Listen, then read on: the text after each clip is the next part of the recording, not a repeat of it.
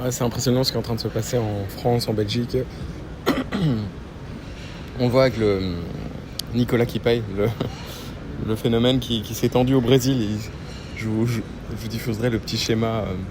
Là, c'est différent. Je sais pas comment il s'appelle, le Nicolas de 30 ans brésilien, mais en gros, c'est une sorte de blanco qui paye pour les cassos des favelas qui vendent de la drogue, pour le politicien, là pour le coup blanco, qui est corrompu, qui paye sa pute, pour les arborigènes, là, pour qu'ils s'achètent une Toyota.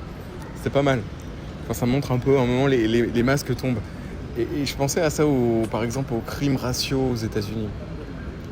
Alors, loin, s'en faut, jusque dans les années 60-70, je suis un défenseur des droits civiques, je suis pour l'égalité de droits, alors qu'on ait les mêmes chances, mais à la ligne de départ, mais par contre, à la ligne d'arrivée, on ne sera pas au même niveau. Donc c'est comme ça.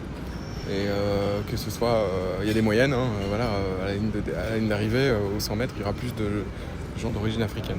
Par contre, dans la tech, ouais, je vais pas aller plus loin. Enfin bref, tout ça pour dire que Nicolas qui paye, les bavures policières.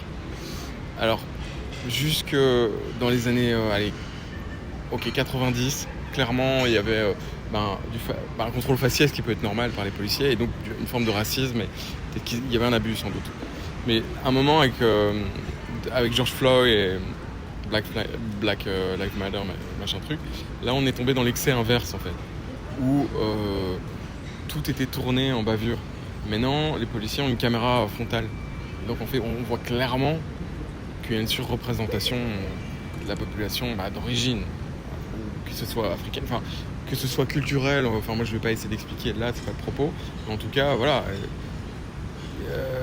d'agression sur policiers, puisque là on voit que c'est caractérisé. Ils demandent aux gens de s'arrêter.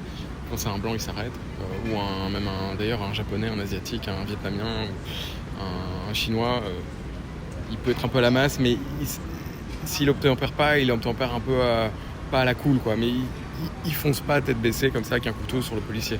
Du coup, le policier, qu'est-ce qui se passe si vous foncez avec un couteau sur un policier dans n'importe quel pays du monde? Qu'est-ce qui se passe? Vous mourrez. Ouais, c'est tout. Donc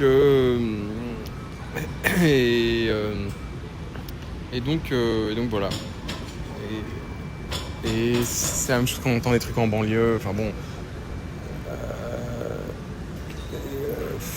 Parfois c'est indirect. Là, oui, les policiers l'ont couru après, donc il est mort. Donc c'est la faute des policiers. Donc on inverse tout le truc. C'est incroyable, les médias. Voilà. Tout ça pour